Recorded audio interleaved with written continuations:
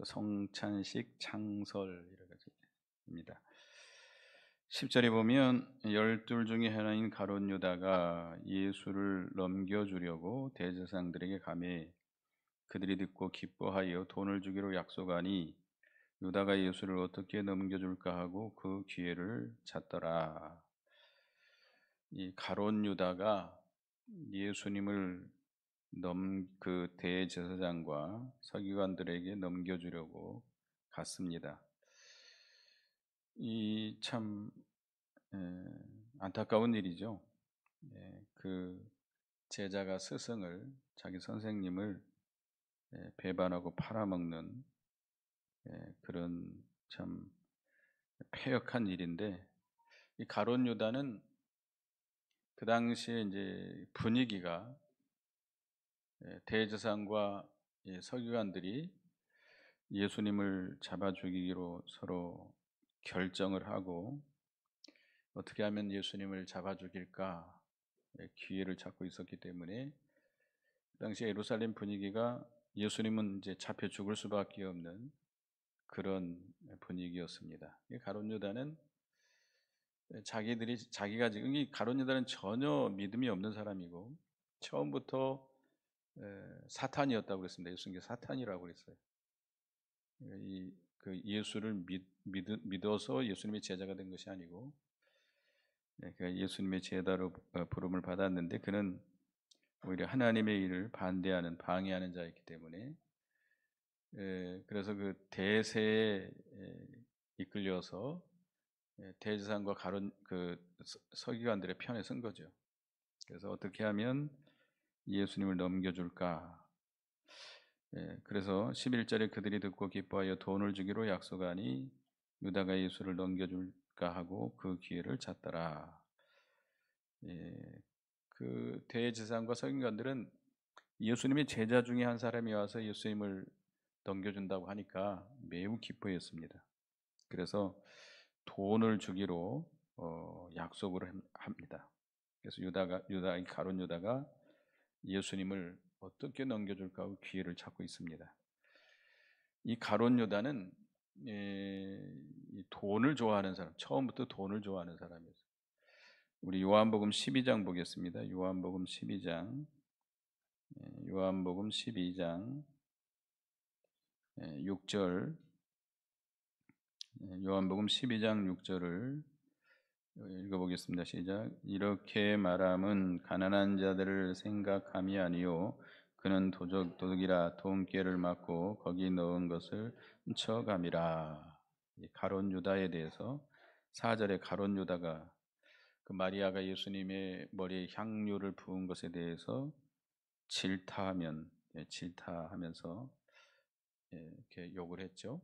그 가룟 유다는 도둑이다.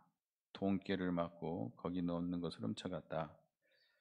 그러니까 이 가룟 유다가 그 예수님을 따라다니면서 재정을 본 거예요.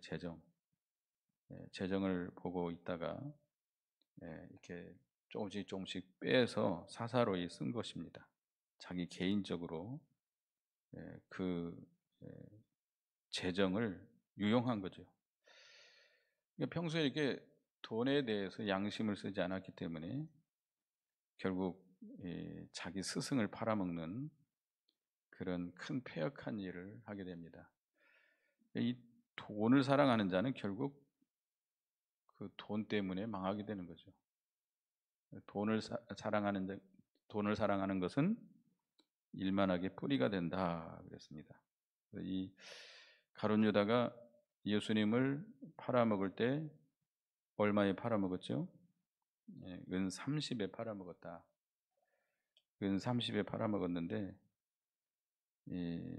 그 은 30이라고 하는 것은 그 유대 이스라엘의 그 종의 몸값이라고 합니다. 우리 출애굽기서 21장 보겠습니다. 출애굽기 21장 32절에 보면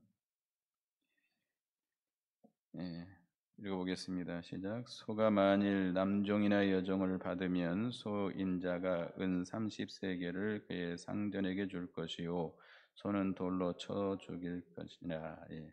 소가 종을 남자 종이든 여자 종이든 받아가지고 죽였으면 그 종의 몸값으로 얼마를 낸 거예요? 은 30세겔. 그러니까 예수님은 종의 몸값, 종 하나의 몸값으로 이렇게 팔려간 겁니다. 근데 가룟 유다가 그가 팔아서 잘 먹고 잘 살았나요? 예, 물론 돈에 욕심이 생겨서 자기 스승을 팔아먹었지만 그는 그 돈 하나 쓰지 못하고 비참하게 자살해 죽고 맙니다. 마태오 27장을 보겠습니다. 마태복음 27장 3절부터 보겠습니다. 마태 27장 3절에서 5절까지 보겠습니다. 마태 27장 3절에서 5절 읽어보겠습니다. 시작. 그때에 예수를 판 유다가 그의 정죄됨을 보고 스스로 뉘우쳐 그 은 30을 대제사장과 장로들에게 도로 갖다 주며 이르되 내가 무죄한 피를 팔고 죄를 범하였다 하니 그들이 이르되 그것이 우리에게 무슨 상관이냐 내가 당하라 하거늘 유다가 은을 성소에 던져놓고 물러가서 스스로 목매어 죽은지라. 그은 30 팔아먹고 양심의 가책이 된 거예요. 이게 자기 스승을 팔아먹은, 자기 스승을 배반하고 팔은 일은 이 도덕적으로도 얼마나 폐역한 일입니까? 예. 그러니까 이게 이 사람은 어떤 믿음의 양심이 그 가책을 받은 게 아니고 윤리적인 그런 가책이죠. 그러니까 진정으로 회개를 유다는 못합니다. 그는 불택자이기 때문에 예수님께서 마귀라고 그랬어요. 마귀. 그래서 결국 그는 그 돈을 대제사장과 장로들에게 갖다 줬지만 그들이 받지 않으려고 하니까 성소에다 던져놓고 물러가서 어떻게 됐습니까? 목매어 자살에 죽고 맙니다. 비참하게 이렇게 죽음을 당했고 그는 영원한 지옥 멸망을 받을 수밖에 없게 됐습니다.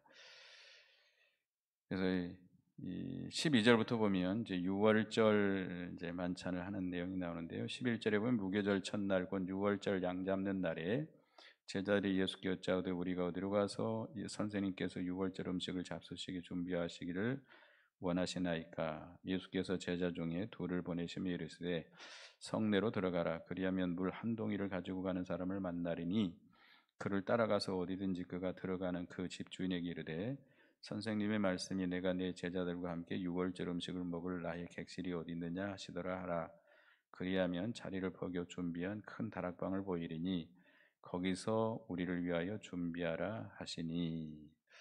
무교절 첫날 6월절 양 잡는 날에 6월절이죠. 6월절을 그 만찬을 그러니까 이 유태인들은 6월절 때 그 음식을 차려놓고 먹은 것 같습니다. 그래서 제자들이 어떻게 6월절 음식을 잡수겠습니까? 라고 물어볼 때 예수님께서 그 예루살렘 성에 들어가면 지금 물 한 동이를 지고 가는 사람을 만날 텐데 따라 들어가라. 따라가서 그가 들어가는 집 주인에게 선생님의 말씀이 내 자들과 함께 음식 먹을 객실이 어디 있느냐라고 물어봐라. 그러면 준비한 큰 다락방을 보여줄 것이다.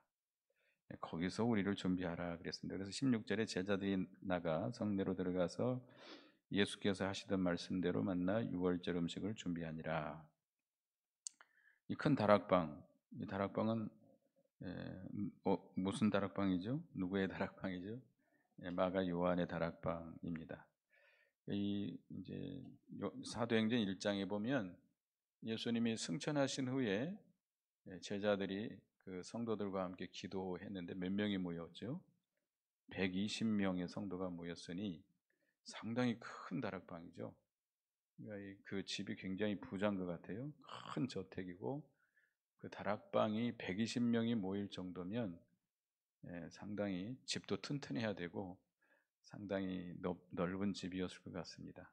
이 마가 요한의 부모님들이 굉장히 부자였던 것 같고 또 이렇게 미리 성령께서 그 감동에서 준비토록 해 주셨을 때 그들은 기쁨으로 기꺼이 하나님께 바쳐 드린 겁니다. 그래서 이, 이 예루살렘 교회가 어디서부터 시작된 거죠? 이 마가 요한의 다락방에서부터 시작된 거죠. 그러니까 참 마가 요한의 부모님들 또 마가 요한은 하나님이 예수님께서 필요하실 때 자기의 집을 내놓음으로 인해서 큰 복을 받게 된 겁니다. 그래서 이제 17절에 보면 저물 때에 12를 데리시고 나가 가서 다 앉아 먹을 때 예수께서 이르시되 내가 진실로 너희에게 이르노니 너희 중에 한 사람 곧 나와 함께 먹는 자가 나를 팔리라 하신대 그들이 근심하며 하나씩 하나씩 나는 아니지요 하고 말하기 시작하니 그들에게 이르시되 12 중에 하나 곧 나와 함께 그릇에 손을 넣는 자니라.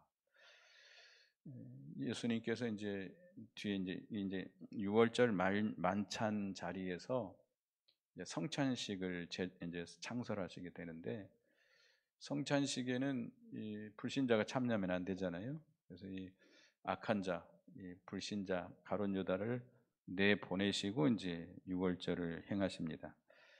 그래서 그 예수님께서는 이 6월절을 제자들과 함께 먹기를 원하고 원했다. 누가복음 22장 15절에 보면 한번 보겠습니다. 누가복음 22장 15절. 누가복음 22장 15절에 읽어보겠습니다.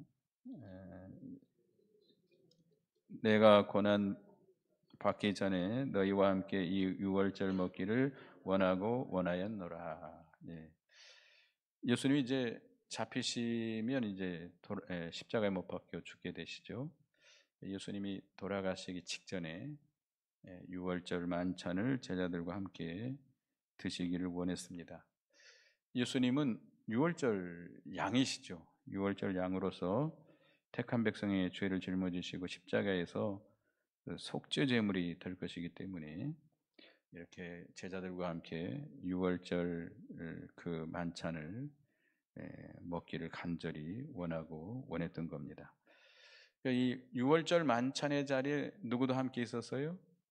가룟 유다도 함께 있었습니다. 이 가룟 유다도 참 자기 스승을 팔아 먹으려고 돈까지 받은 사람인데 겉으로는 안 그런 척하고 그 자리에 앉아 있었던 것이죠. 근데 예수님께서 너희 중에 한 사람이 나와 함께 먹는 자가 나를 팔리라 라고 말하니까 제자들이 다 의아해한 거죠. 그러면서 나는 아니죠, 나는 아니죠 할 때 예수님께서 뭐라고 말씀했습니까? 나와 함께 그릇에 손을 넣는 자니라. 지금 아마 그 그릇에 6월절 만찬을 먹으면서 예수님과 함께 손에 그릇에 같이 지금 빵 그릇인지 모르겠어요. 같이 손에 넣고 있는 자, 그는 누구죠? 가룟 유다죠. 가룟 유다. 예수님께서 그렇게 가룟 유다가 나를 팔게 될 것이다라고 말씀을 했습니다. 이 악한 가룟 유다를 그 성찬에 참여시킬 수 없었기 때문에 예수님께서 먼저 떡 한 조각을 주면서 그를 내보냈습니다. 이 요한복음 13장을 보겠습니다. 요한복음 13장도 거기 내용과 같습니다. 요한복음 13장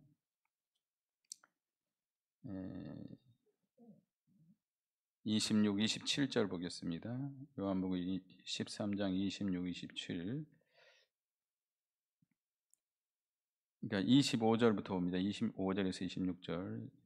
시작. 그가 예수의 가슴에 그대로 의지하여 말하되 주여 누구니이까? 예수께서 대답하시되 내가 떡 한 조각을 적셔다 주는 자가 크니라 하시고 한 걸 쪄서 가룟 시몬의 아들 유다에게 주시니 조각을 받은 후 곧 사탄이 그 속에 들어간지라. 이에 예수께서 유다에게 이르시되 내가 하는 일을 속히 하라 하시니. 예. 이 베드로가 사도 요한에게, 사도 요한은 지금 예수님 가장 가까이에 이렇게 있었던 것 같습니다. 누구냐고 물어보라고 그랬어요. 그러니까 예수님께서 내가 떡 한 조각을 적셔 주는 자가 크니라. 그래서 누구에게 주셨어요? 유다에게 주시고 가룟 유다에게 네가 하는 일을 속히 하라 하니까 가룟 유다가 30절에 보면 유다가 그 조각을 받고 곧 나가니라 밤이러라. 그 떡 조각을 받고 가룟 유다가 나가게 됩니다. 이 성찬, 주님의 살과 피에 참여하는 성찬을 우리가 거기에는 그 성찬에 참여하려면 이 마귀의 일을 하는 자는 거기에 참여할 수 없잖아요. 그래서 예수님께서 가룟 유다를 내보내신 겁니다. 가룟 유다를 내보내시면서 직접적으로 말씀했어요. 예, 네가 나를 팔리라. 내 손에 너와 함께 그릇에 같이 손을 넣는 자 그가 나를 팔리라. 가룟 유다 직접 말씀하시는 거 아니에요? 내가 떡 조각을 찍어서 주는 자 그가 나를 팔리라. 이 가룟 유다가 그 양심의 가책이 되도록 그렇게 말씀을 했고 또 직접적으로 떡 조각을 그에게 주면서 가룟 유다가 이 사람이 나를 팔리라고 모든 사람들 앞에서 폭로가 된 것입니다. 그러니까 가룟 유다는 더 이상 그 자리에 앉아 있을 수 없었기 때문에 이제 그 떡을 받고 나가게 된 것이죠.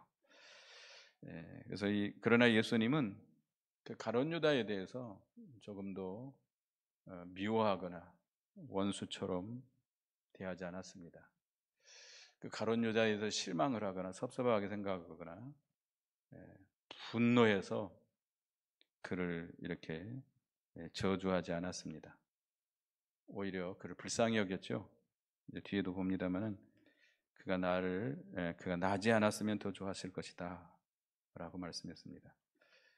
그리고 이 겟세마네 동산에서 이제 가룟 유다가 그 대제사장의 그 군종들을 꿇고 와가지고 예수님을 잡을 때도 친구여 네가 할 일을 하라라고 하면서 끝까지 가룟 유다를 사랑으로 대해 주었습니다. 여기 21절을 보겠습니다. 21절 오늘 본문 21절 시작. 인자는 자기에 대하여 기록된 대로 가거니와 인자를 파는 그 사람은 화가 있으리로다. 그 사람은 차라리 나지 아니했더라면 자기에게 좋을 뻔하였느니라 하시니라. 인자가 누구죠? 예수님 자신이죠. 예수님 자신을 가리킬 때 인자라고 그랬습니다. 자신을 낮춰서 부르는 말이죠. 자기에게 대하여 기록된 대로 가거니와. 그러니까 예수님이 십자가에 못 박혀 죽는 것은 기록된 대로 하나님께서 예정하신 대로 하나님께서 예정하신 대로 성경에 기록된 대로 십자가에 못 박혀 죽게 된 겁니다. 가룟 유다가 팔아먹어서 자기 사랑하는 제자가 자기를 팔아먹어서 죽게 된 것이 아니고 예수님은 하나님의 애정에 따라서 성경에 기록된 대로 십자가에 죽게 된 겁니다. 그래서 예수님은 그 가룟 유다를 조금도 미워하지 않았고 가룟 유다 때문에 속이 상하지 않았습니다. 만약에 예수님이 그 가룟 유다가 자기를 배반했다고 그래가지고 네가 어떻게 나를 배반해 하면서 속을 상했다면 예수님은 믿음이 없는 것이 되는 것이죠. 하나님의 주권을 온전히 믿지 못하는 게 되는 것이죠. 근데 우리들은 되게 그렇지 못하지요. 어떤 일이 이렇게 벌어졌을 때 우리는 그것을 어떻게 생각하죠? 하나님의 주권적인 섭리 아래서 이루어진다고 믿지 않고 누구 때문이다. 이렇게 된 것은 누구 때문이다. 저 악한 사람 때문이다. 저 미워 죽겠는 저 사람 때문이다. 누구들 때문이다. 이렇게 생각하는데 그것은 믿음이 아닙니다. 믿음이 아니에요. 이거 우리에게 이루어지는 모든 일들은 이 모든 만세는 누가 주관해요? 하나님이 주관하는 거예요. 하나님께서. 여러분들이 원하는 대로 결과가 이루어졌지 않았어도 그것을 그렇게 되도록 하신 분은 누구예요?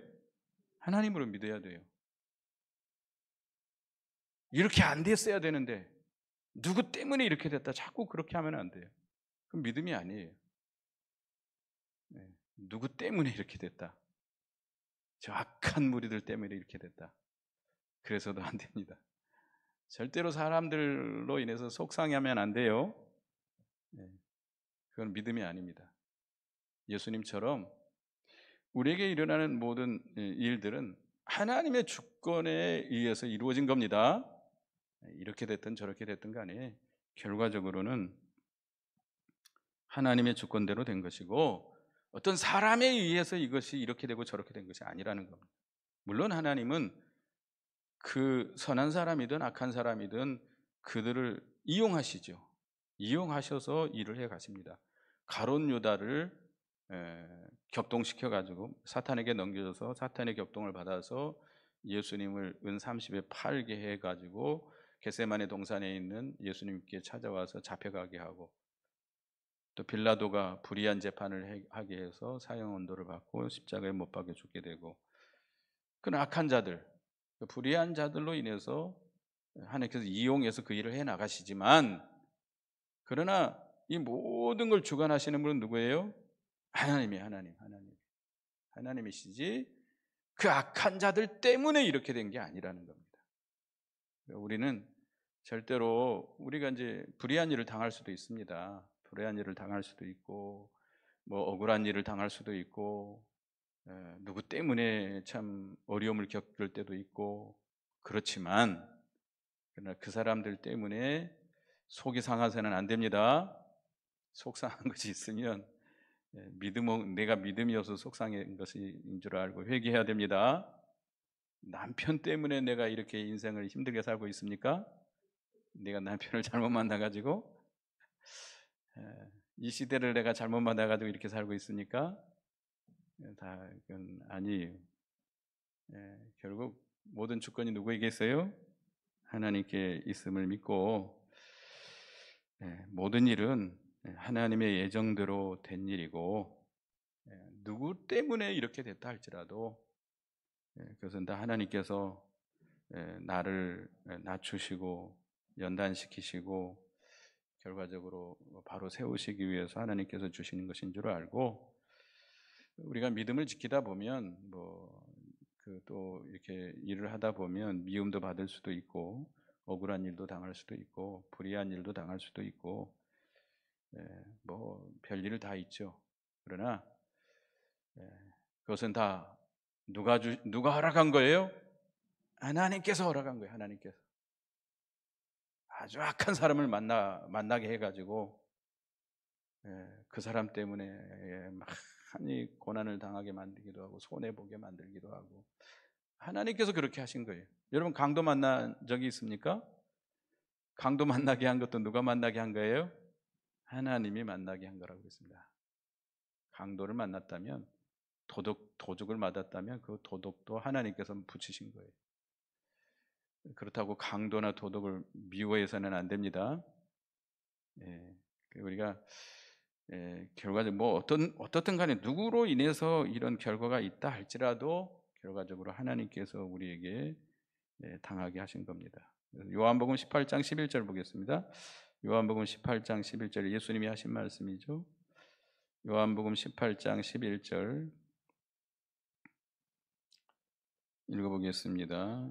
시작. 예수께서 베드로더러 이르시되 칼을 깔치에 꽂으라. 아버지께서 주신 잔을 내가 마시지 아니하겠느냐 하시니라. 가룟 유다가 그 대제사장들의 그 무리들을 끌고 와가지고 예수님을 잡으려고 하니까 베드로가 칼을 빼가지고 칼을 휘두릅니다. 그러니까 어떻게 됐죠? 말고의 길을 베버리죠. 예수님께서 말고의 길을 고쳐주면서 칼집에 꽂으라. 아버지께서 주신 잔을 내가 마시지 않겠느냐. 예수님이 이렇게 죄인의 모습으로 붙잡히게 되고 신문을 당하게 되고 매를 맞고 침뱉음을 당하고 별욕을 다 얻어먹고 희롱을 당하고 조롱을 당하고, 이 모든 것 누가 주신 잔이에요? 하나님이 허락하신 고난이에요. 우리도 하나님께서 허락하신 고난인 줄 알고 달게 받아야 되겠습니다. 미워하지 말고. 우리 마음의 상처를 참 많이 받는데 그 마음이 좀 연하신 분들, 좀 독하지 못하고 좀 마음이 좀 약하신 분들이 상처를 많이 받아요. 근데 그 상처를 받는 건 믿음이 아니에요. 내게 내게 가까이 있는 사람들, 내 남편이라든지 내 아내라든지 내 부모라든지 내 자식이라든지 그들이 다 내 마음에 안 맞을 수 있고 또 내게 많은 손해를 줄 수도 있겠지만, 그러나 그 누가 허락하신 겁니까? 하나님께서 허락하신 음, 겁니다. 그래서 우리는 달게 받아야 되겠고 사람들을 미워해서는 안 됩니다. 그래서 이 예수님은 예, 예, 인자를 파는 그 사람에게는 화가 있을 것이다. 예, 예수님은 하나님의 예정대로 십자가에 핍박혀 죽으시지만 유다는 예수님을 팔아먹은 죄 때문에 결과적으로 이제 망하게 되는 것이죠. 영원히 지옥 멸망을 당하게 되고, 우리가 사도신경을 외울 때마다 누구의 이름을 거론하죠? 이 가룟 유다의 이름을 우리가 예, 이야기하고 있습니다. 이 세상 끝날까지 그 이름이 불려질 것이고 그럼 지옥 경보를 받을 수밖에 없습니다. 그리고 그 사람은 차라리 나지 않았으면 좋을 뻔했다라고 예수님께서 이렇게 말씀했습니다. 그래서 22절부터 보면 이제 25절까지는 성찬 예식에 대해서 장설하신 얘기인데요. 22절 읽어보겠습니다. 시작.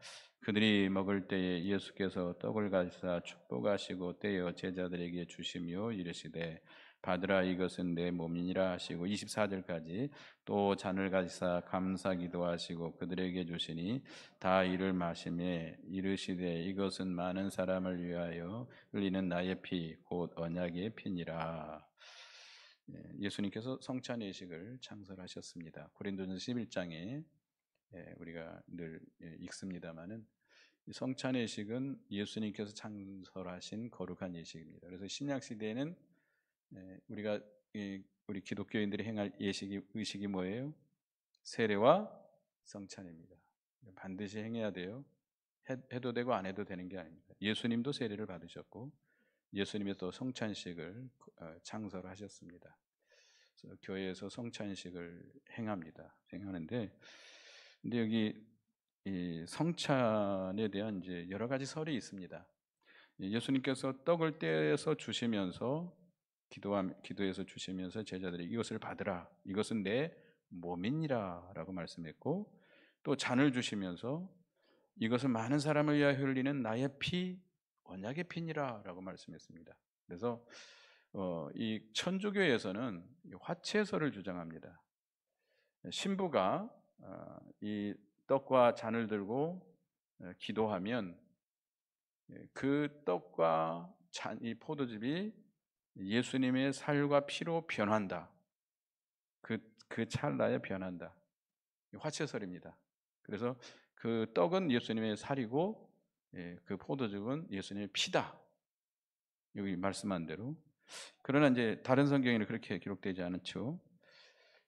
우리가 누가복음 보겠습니다. 누가복음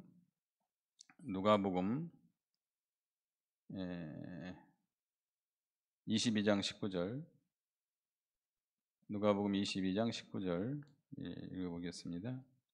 누가복음 22장 19절 읽어봅니다. 시작. 또 떡을 가져 감사 기도하시고 떼어 그들에게 주시며 이르시되 이것은 너희를 위하여 주는 내 몸이라. 너희가 이를 행하여 나를 기념하라 하시고. 어떻게 하라고요?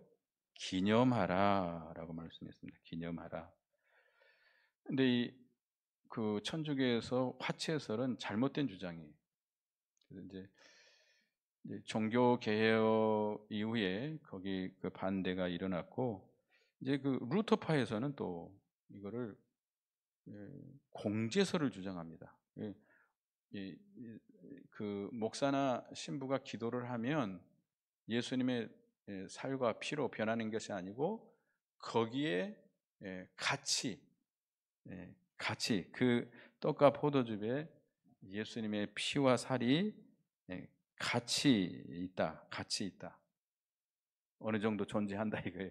완전히 변화되는 게 아니고 이게 중간치기죠. 이 루터파가 그렇게 주장을 했고요. 그것도 잘못된 주장이죠. 그래서 이제 칼빈은 그렇게 주장했습니다. 영적 임재설을 주장했습니다. 그러니까 떡은 그대로 떡이고 포도즙은 그대로 포도즙이지만 떡과 포도즙 위에 예수님의 영이 함께 하신다. 이 칼빈의 주장입니다. 근데 이것도 이게 이제 오늘날 개신교에서는 이 칼빈의 주장을 받아들이기도 하지만 그보다는 이제 기념설이라 해가지고요. 쯔빙길리가 주장했던 기념설을 받아들이고 있습니다. 저희들은 기념설을 받아들이고 있죠. 만약에 그 떡과 이게 이제 성찬식에 물론 우리가 다 믿는 사람들만 참여해야 되는데 그럴 수 없잖아요. 그렇죠? 여러분 성찬식 할 때 일어나세요 할 때 우리가 그 사람이 정말 안 믿는 사람인지 믿는 사람인지 구별할 수 있나요? 없죠. 본인이 일어나겠다면 당신 안 믿으니까 앉으세요 말할 수 없잖아요. 안 믿는 사람도 거기 참여할 수 있다는 거예요. 그럼 믿지 않는 사람, 이 교회 다니지만 안 믿는 사람도 있어요. 근데 그 사람이 그것을 먹었다.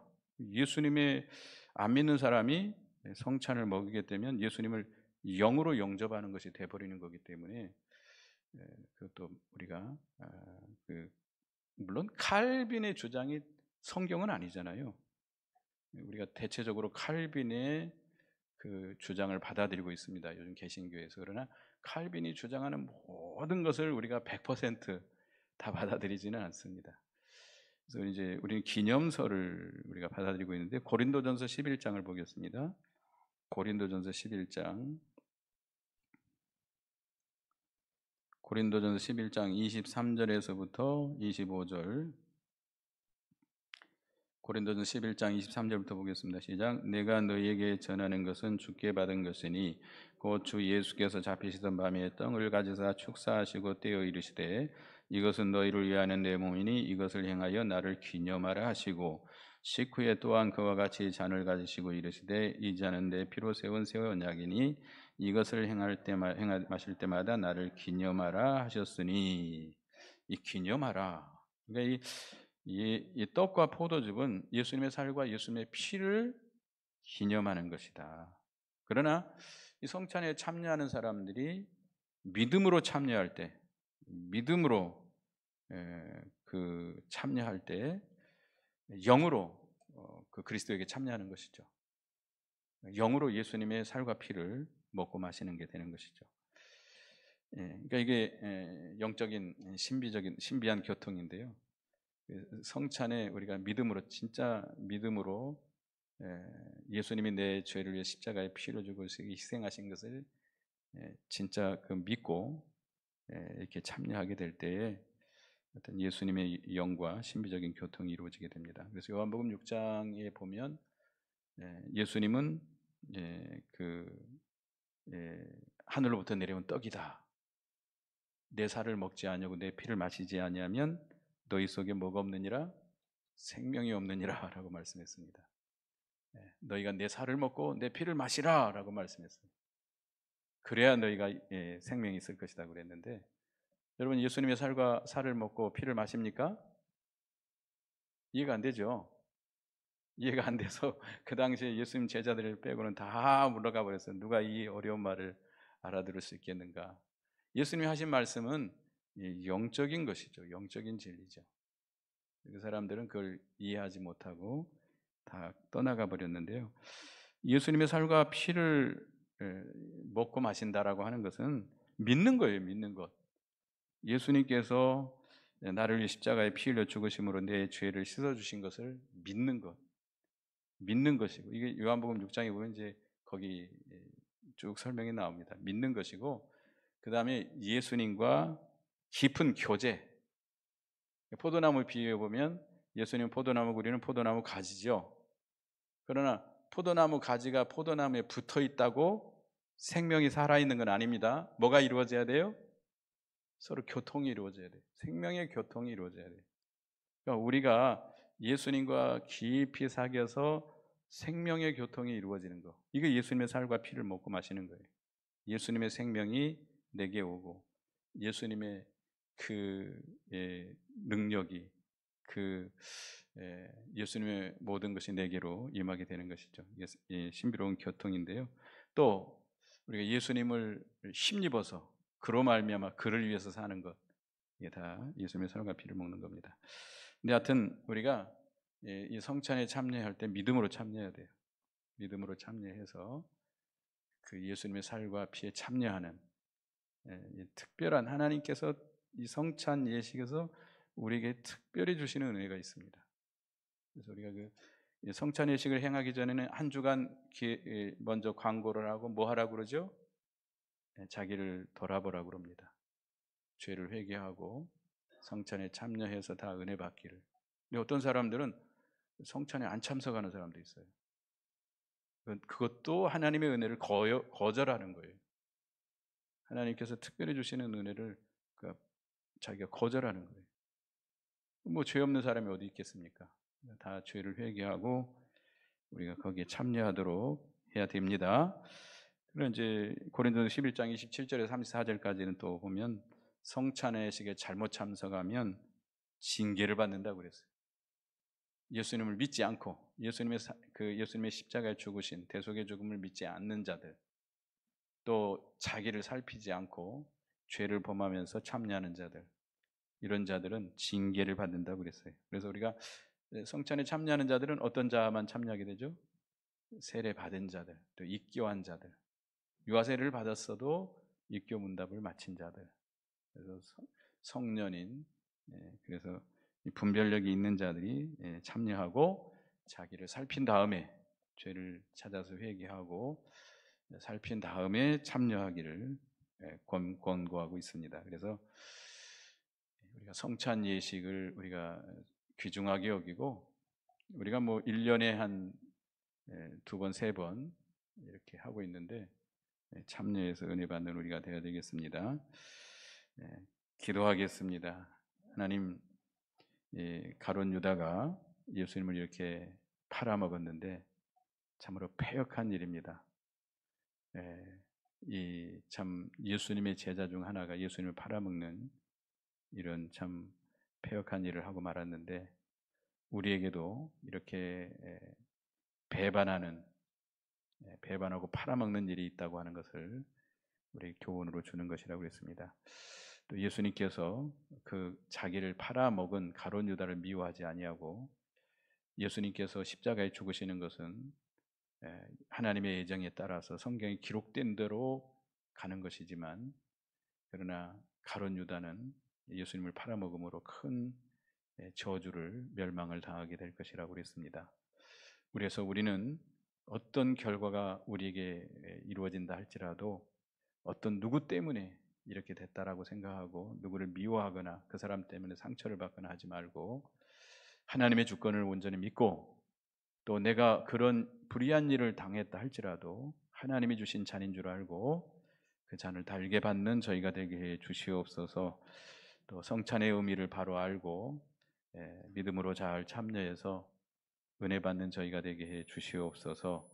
예수님의 이름으로 기도드리옵나이다. 아멘.